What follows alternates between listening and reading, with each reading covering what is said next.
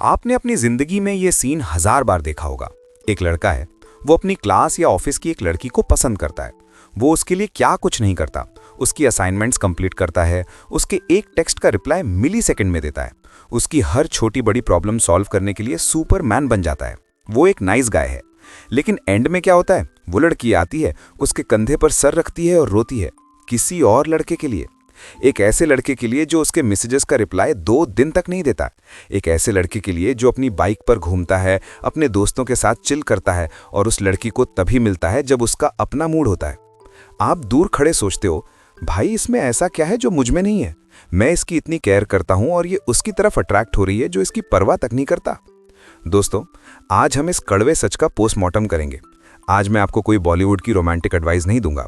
आज हम बात करेंगे डार्क साइकोलॉजी, ह्यूमन बायोलॉजी और द आर्ट ऑफ सिडक्शन के बारे में। लोग कहते हैं प्यार अंधा होता है। नहीं भाई, प्यार अंधा नहीं होता, प्यार वायर्ड होता है। हमारा दिमाग उन चीज़ों के लिए वायर्ड है जो हमें आसानी से नहीं मिलती। आज मैं आपको 10 ऐसे डीप साइकोलॉजिकल रीजंस बताऊंगा जो साबित करते हैं कि क्यों केयर ना करना या इनडिफरेंस दुनिया का सबसे पावरफुल अट्रैक्शन टूल है। कुर्सी की पेटी बांध लो, क्योंकि ये सच थोड़ा डार्क और अनकंफर्टेबल होने वाला है। Chapter 1, the economics of desire, scarcity principle. सबसे पहले समझते हैं दुनिया का सबसे बेसिक रूल। चाहे वो पैसा हो, सोना हो या इंसान की अटेंशन हो, जिस चीज की सप्लाई लिमिट से ज्यादा होती है उसकी वैल्यू जमीन पर आ गिरती है। इसे कहते हैं द स्कैरसिटी प्रिंसिपल।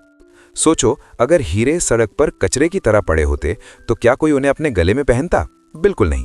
उनकी कीमत इसलिए है क्योंकि वो कम हैं, रेयर हैं और उन्हें पाना मुश्किल है। जब आप किसी लड़की की हद से ज्यादा केयर करते हो, आप बेसिकली अपनी सप्लाई को इनफाइनाइट कर देते हो। आप 24/7 अवेलेबल हो। आपका वक्त, आपकी एनर्जी, आपकी अटेंशन उसके लिए एक फ्री कमोडिटी बन जाती है। और ह्यूमन साइकोलॉजी का नियम है कि हम फ्री की चीजों की इज्जत नहीं करते। दूसरी तरफ वो लड़का जो केयर नहीं करता, वो अपनी सप्लाई को कट ऑफ कर देता है। उसकी अटेंशन एक रेयर डायमंड बन जाती है। जब वो लड़की को थोड़ी सी भी अटेंशन देता है तो लड़की के दिमाग में डोपामीन का एक ब्लास्ट होता है। उसे लगता है कि उसने कुछ अर्न किया है, कुछ जीता है। The anti seducer concept. Seduction की दुनिया में एक कॉन्सेप्ट होता है, द एंटी सेड्यूसर। ये वो इंसान होता है जो अट्रैक्शन को अपने ही हाथों से मार देता है। और सबसे बड़ा एंटी सेड्यूसर कौन है? एक नीडी इंसान। नीडीनेस यानी जरूरतमंद होना एक ऐसी बीमारी है जिसकी बदबू मीलों दूर से आती है। जब आप हर वक्त केयर दिखाते हो, सबकॉन्शियस लेवल पर आप ये सिग्नल भेज रहे हो कि मेरा अपनी जिंदगी में और कोई मकसद नहीं है, मेरी खुशी सिर्फ तुम पर डिपेंड करती है। ये बहुत बड़ा टर्न ऑफ है। लेकिन जो मर्द अपनी दुनिया में मस्त है, जिसका अपना एक मकसद है और जो किसी को इम्प्रेस करने की कोशिश नहीं कर रहा, उसकी ये कोल्डनेस एक मैग्नेटिक ऑरा बनाती है। Chapter 2, intermittent reinforcement and the dopamine loop. अब हम घुसेंगे थोड़ा और डीप, साइंस के अंदर। क्या आपने कभी सोचा है कि लोग जुआ या गैम्बलिंग क्यों खेलते हैं? उन्हें पता होता है कि वो हार जाएंगे, फिर भी वो स्लॉट मशीन के आगे से उठ नहीं पाते। क्यों? क्योंकि वहां उन्हें इंटरमिटेंट रीइंफोर्समेंट मिलता है। इसका मतलब है रिवॉर्ड का कभी मिलना और कभी ना मिलना। 1950s में BF स्किनर नाम के एक साइकोलॉजिस्ट ने एक एक्सपेरिमेंट किया था। उसने चूहों को एक डब्बे में बंद किया। पहले डब्बे में चूहा जब भी बटन दबाता उसे खाना मिलता। चूहा खुश था, लेकिन थोड़े टाइम बाद वो बोर हो गया और उसने बटन दबाना कम कर दिया। दूसरे डब्बे में चूहे ने बटन दबाया, कभी खाना मिला, कभी नहीं मिला। पैटर्न अनप्रेडिक्टेबल था। इस डब्बे वाले चूहे ने खाना मिलने की उम्मीद में बटन को पागलों की तरह बार बार दबाना शुरू कर दिया। वो एडिक्ट हो गया। Apply this to modern relationships. आप वो पहले बटन हो। लड़की जब चाहे आपको मैसेज करती है, आप तुरंत रिप्लाई करते हो। आप प्रिडिक्टेबल हो, कोई एक्साइटमेंट नहीं, कोई मिस्ट्री नहीं। लेकिन वो केयर न करने वाला लड़का, वो दूसरा बटन है, वो स्लॉट मशीन है। वो 2 दिन तक उसके मैसेज सीन पर छोड़ देता है। लड़की ओवरथिंक करती है, स्ट्रेस में आती है और फिर तीसरे दिन वो अचानक एक स्वीट सा मैसेज कर देता है, he was busy, how are you? Boom! लड़की के दिमाग में डोपामीन और सेरोटोनिन का एक फ्लड आता है। वो उस एक मैसेज से इतना हाई फील करती है जितना वो आपके 100 फूलों से भी नहीं करेगी। उस लड़के ने उसे प्यार में नहीं, एडिक्शन में डाल दिया है। और अक्सर लड़कियां इस केमिकल एडिक्शन को ही सच्चा प्यार समझ बैठती हैं। Chapter 3, the illusion of the high value mastermind. क्या आपने एनिमे या मूवीज में उन कैरेक्टर्स को ऑब्जर्व किया है जो हमेशा शांत रहते हैं, कम बोलते हैं और किसी के इमोशन से उन्हें कोई फर्क नहीं पड़ता? एक ऐसा कोल्ड, कैलकुलेटेड मास्टरमाइंड जिसका चेहरा हमेशा पोकर फेस रहता है। ऐसे कैरेक्टर्स दिलों पर राज करते हैं। क्यों? क्योंकि इमोशनलेसनेस और इनडिफरेंस को हमारा दिमाग पावर यानी ताकत से एसोसिएट करता है। जब एक लड़की किसी लड़के से मिलती है जो उसकी ब्यूटी या उसके नखरों से इंप्रेस नहीं होता, तो लड़की का दिमाग एक अलग ही डायरेक्शन में सोचने लगता है। ये मेरे पीछे लट्टू क्यों नहीं हो रहा? बाकी सब तो होते हैं। क्या इसके पास मुझसे भी ज्यादा खूबसूरत लड़कियां हैं? क्या इसकी लाइफ इतनी इंटरेस्टिंग है कि इसके पास मेरे लिए टाइम ही नहीं है? इस केयर ना करने वाले एटीट्यूड को लड़की का सबकॉन्शियस माइंड प्री सिलेक्शन और हाई वैल्यू सोशल मीडिया का सिग्नल मानता है। प्री सिलेक्शन एक एवोल्यूशनरी कॉन्सेप्ट है। एक फीमेल हमेशा उस मेल को चुनती है जिसकी डिमांड दूसरी फीमेल्स में ज्यादा हो। अगर लड़का इनडिफरेंट है तो लड़की सबकॉन्शियसली अज्यूम कर लेती है कि इस लड़के के पास ऑप्शंस की कमी नहीं है, तभी तो ये मुझे भाव नहीं दे रहा। आप समझे? उस लड़के को कुछ प्रूव नहीं करना पड़ा, उसने सिर्फ कुछ नहीं किया और लड़की के दिमाग ने खुद ही उसे एक हाई वैल्यू अल्फा मेल की गाड़ी में बिठा दिया। Chapter 4 the ego trap and the project syndrome. हर खूबसूरत लड़की जिसे बचपन से अटेंशन मिली हो, उसका अपना एक ईगो होता है। उन्हें आदत होती है कि मर्द उनके आगे पीछे घूमे। उनकी रियलिटी में वो हमेशा सेंटर ऑफ अट्रैक्शन होती है। अब इस सीन में एंट्री होती है उस बंदे की जो केयर नहीं करता, जो उसकी ब्यूटी को इग्नोर कर देता है। ये उसके ईगो पर एक डायरेक्ट अटैक होता है। ये उसके लिए एक पर्सनल चैलेंज बन जाता है। वो सोचती है, मैं इतनी परफेक्ट हूं, ये मुझे इग्नोर कैसे कर सकता है? मैं इसे दिखाऊंगी कि मैं क्या हूं। मैं इसके इस पत्थर दिल को पिघला कर रहूंगी।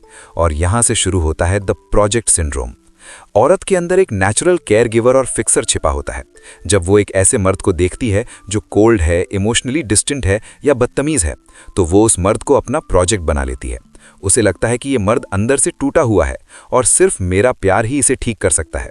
वो आपके पास आकर रोती है कि वो मुझे समझता नहीं है, लेकिन सच ये है कि वो उसे समझना ही नहीं चाहती, वो उसे कॉन्कर करना चाहती है। अगर वो उस बैड बॉय को बदलकर एक अच्छा लड़का बना दे तो ये उसके ईगो की सबसे बड़ी जीत होगी। उस लड़की को उस लड़के से प्यार नहीं है, उस लड़की को उस वैलिडेशन से प्यार है जो उस लड़के को जीतने के बाद मिलेगी। Chapter 5 trauma bonding the ghosts of childhood. अब हम साइकोलॉजी के सबसे डार्क और डिस्टर्बिंग हिस्से में जा रहे हैं। यह हिस्सा थोड़ा सेंसिटिव है, लेकिन सच्चाई यही है। हमारा अट्रैक्शन आसमान से नहीं टपकता, हमारा अट्रैक्शन हमारे बचपन के ट्रॉमा से बनता है। साइकोलॉजी कहती है कि हम उन लोगों की तरफ अट्रैक्ट नहीं होते जो हमारे लिए अच्छे हैं। हम उन लोगों की तरफ अट्रैक्ट होते हैं जो हमारे लिए फेमिलियर यानी जाने पहचाने हैं। अगर एक लड़की ने ऐसे घर में परवरिश पाई है जहां उसके फादर इमोशनली अनअवेलेबल थे, स्ट्रिक्ट थे या उसे अटेंशन नहीं देते थे, तो उस लड़की का दिमाग बचपन से ही एक फॉर्मूला बना लेता है।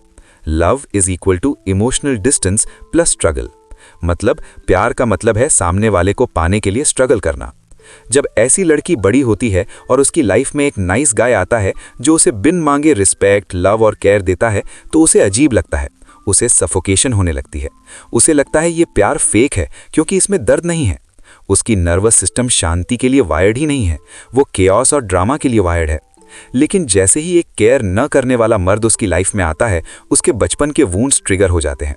उसका सबकॉन्शियस माइंड कहता है, ये कोल्डनेस, ये इनडिफरेंस, ये मुझे जानी पहचानी लग रही है, यही तो प्यार है। इसे ट्रॉमा बॉन्डिंग कहते हैं। ऐसी लड़कियां अनजाने में अपनी चाइल्डहुड के पेन को रिक्रिएट करती हैं, इस उम्मीद में कि इस बार उन्हें एक्सेप्टेंस मिल जाएगी। आप मेरे भाई एक कंप्लीटली हेल्दी और नॉर्मल इंसान हो, लेकिन आप उनके ट्रॉमा मैट्रिक्स में फिट नहीं बैठते, इसलिए वो आपको फ्रेंड जोन कर देती हैं।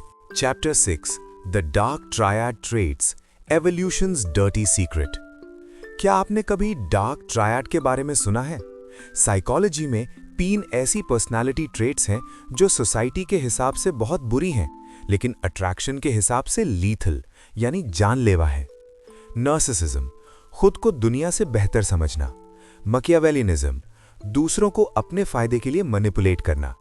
साइकोपैथी, एम्पैथी का ना होना, दूसरों के दुख से फर्क न पड़ना। आप सोचोगे कि कोई लड़की ऐसी क्वालिटीज वाले इंसान की तरफ अट्रैक्ट क्यों होगी? एवोल्यूशन मेरे दोस्त। लाखों साल पहले जब इंसान जंगलों में रहता था, वहां कोई पुलिस नहीं थी, कोई कानून नहीं था, वहां सिर्फ सर्वाइवल ऑफ द फिटेस्ट चलता था। एक औरत यानी फीमेल को जिंदा रहने और अपने बच्चों को बचाने के लिए एक ऐसे मेट की जरूरत होती थी जो रूथलेस हो, जो एग्रेसिव हो और जो दूसरों को दबा कर रख सके। जो मर्द थोड़ा साइकोपैथिक या नार्सिसिस्टिक होता था, वो ट्राइब का लीडर बनता था और सबसे सेफली प्रोटेक्ट कर सकता था। आज हम 2026 में जी रहे हैं। हमारे पास एसी हैं, इंटरनेट है, लॉज हैं, लेकिन हमारा दिमाग और डीएनए आज भी उसी जंगल के सॉफ्टवेयर पर चल रहा है। जब एक लड़की उस बैड बॉय को देखती है जो रूल्स तोड़ता है, जिसे किसी की परवाह नहीं है, यानी डार्क ट्रायड ट्रेट्स, तो उसका प्राइमल ब्रेन यानी रेप्टिलियन ब्रेन एक्टिव हो जाता है। उसे उस बदतमीज लड़के में एक प्रोटेक्टर और स्ट्रॉन्ग मेट दिखता है। ये लॉजिकल नहीं है, ये कंप्लीटली बायोलॉजिकल और सबकॉन्शियस है। तभी लड़कियां होश में आने के बाद कहती हैं, आई डोंट नो मैं उसके साथ क्यों थी, वो बहुत टॉक्सिक था।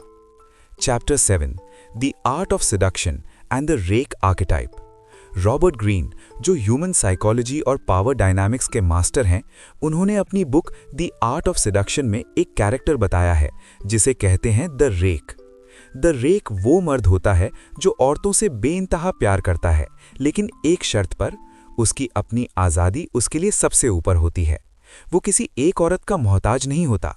वो आपके सामने आएगा, आपको अपनी बातों से एन्चैंट कर देगा और अगले ही पल वहां से निकल जाएगा जैसे कुछ हुआ ही नहीं। क्यों द रेक इतना सक्सेसफुल है? क्योंकि वो वैलिडेशन सीख नहीं करता। एक नॉर्मल लड़का सिडक्शन में लॉजिक यूज करता है। मैं तुम्हें अच्छे रेस्टोरेंट पे ले जाऊंगा, मैं अच्छी सैलरी कमाता हूं, मैं लॉयल हूं, प्लीज मुझसे प्यार करो। ये एक बिजनेस ट्रांजैक्शन लगता है। लेकिन जो लड़का केयर नहीं करता, वो सिडक्शन में फैंटेसी और इल्यूजन का यूज करता है। वो झूठी उम्मीदें नहीं देता, वो बस एक वाइब क्रिएट करता है। उसकी अपनी जिंदगी एक मूवी की तरह चल रही होती है और वो लड़की को बस एक गेस्ट अपीयरेंस देता है। औरतों को प्रिडिक्टेबिलिटी से सख्त नफरत होती है। उन्हें रोमांस चाहिए, उन्हें रोलर कोस्टर चाहिए। एक नाइस गाय एक फ्लैट सीधी सड़क की तरह है, सेफ लेकिन बोरिंग। एक केयरलेस बैड बॉय एक ऐसी रोलर कोस्टर है जिसका ट्रैक टूटा हुआ है, dangerous but insanely exciting. Chapter 8, the conclusion, how to win the game without losing your soul. तो दोस्तों, 45 मिनट की इस डीप साइकोलॉजिकल जर्नी के बाद सबसे बड़ा सवाल ये उठता है कि क्या आपको एक टॉक्सिक, बदतमीज और केयर ना करने वाला इंसान बन जाना चाहिए? मेरा जवाब है बिल्कुल नहीं। अगर आप जानबूझकर केयर ना करने का नाटक यानी फेक बिहेवियर करोगे, तो आप एक नार्सिसिस्ट नहीं बल्कि एक सस्ते मैनिपुलेटर लगोगे। और औरतों का इंट्यूशन यानी सिक्स्थ सेंस इतना स्ट्रांग होता है कि वो फेक बिहेवियर को एक सेकंड में पकड़ लेती हैं। तो सल्यूशन क्या है? सल्यूशन ये नहीं है कि आप उसकी केयर करना छोड़ दो। सल्यूशन ये है कि आप उससे ज्यादा अपनी केयर करना शुरू करो। आपको फेक इंडिफरेंस नहीं चाहिए, आपको जेन्युइन डिटैचमेंट चाहिए। और ये डिटैचमेंट तब आती है जब आपकी जिंदगी का कोई पर्पस यानी मकसद उस लड़की से बड़ा हो। सुन लो मेरी बात ध्यान से। अपने पर्पस को अपना पहला प्यार बनाओ।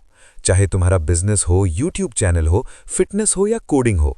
जब तुम अपने काम में इतने डूबे रहोगे कि तुम्हारे पास ओवरथिंक करने का टाइम नहीं होगा, तो तुम नेचुरली अनअवेलेबल और मिस्टीरियस बन जाओगे। डेस्परेशन को मार दो। ये मेंटली एक्सेप्ट कर लो कि अगर ये इंसान मेरी लाइफ से चला भी गया तो मैं तबाह नहीं होऊंगा। The walking away power is the greatest power a man can possess. Set boundaries. Care करो लेकिन उसके डोरमैट मत बनो। अगर वो बदतमीजी करे या तुम्हें ग्रांटेड ले, तो उस वक्त उसे कॉल आउट करो और अपना रास्ता नाप लो। तुम्हारी रिस्पेक्ट तुम्हारी केयर से बड़ी होनी चाहिए। द फाइनल रूल, लड़कियां उन लोगों की तरफ इसलिए अट्रैक्ट नहीं होती क्योंकि वो मर्द बुरे होते हैं। वो इसलिए अट्रैक्ट होती हैं क्योंकि वो मर्द स्ट्रांग और अनअपोलोजेटिक होते हैं। वो अपनी लाइफ अपने टर्म्स पर जीते हैं। नाइस गाय होना बुरी बात नहीं है। बुरी बात एक वीक नाइस गाय होना है जो सिर्फ इसलिए अच्छा बन रहा है क्योंकि उसे बदले में कुछ चाहिए। Be a good man but be a dangerous man. एक ऐसा मर्द जिसके पास ताकत है, ऑप्शंस हैं, लेकिन फिर भी वो खुद को कंट्रोल करना जानता है। भाई लोग, ये था ह्यूमन अट्रैक्शन का डार्क ट्रूथ। पता है ये बातें हजम करना मुश्किल है, लेकिन जो इस रियलिटी को समझ गया वो मैट्रिक्स के बाहर निकल जाएगा। अगर इस स्क्रिप्ट ने तुम्हारा दिमाग थोड़ा भी खोला है तो इस वीडियो को एक लाइक जरूर देना और चैनल को सब्सक्राइब करना मत भूलना। कमेंट करके अपना एक्सपीरियंस शेयर करो। क्या तुम भी कभी इस नाइस गाय ट्रैप में फंसे हो? मिलते हैं ऐसी ही एक और डार्क रियलिटी के साथ। Till then, focus on yourself, stay ruthless and build your empire. Piece.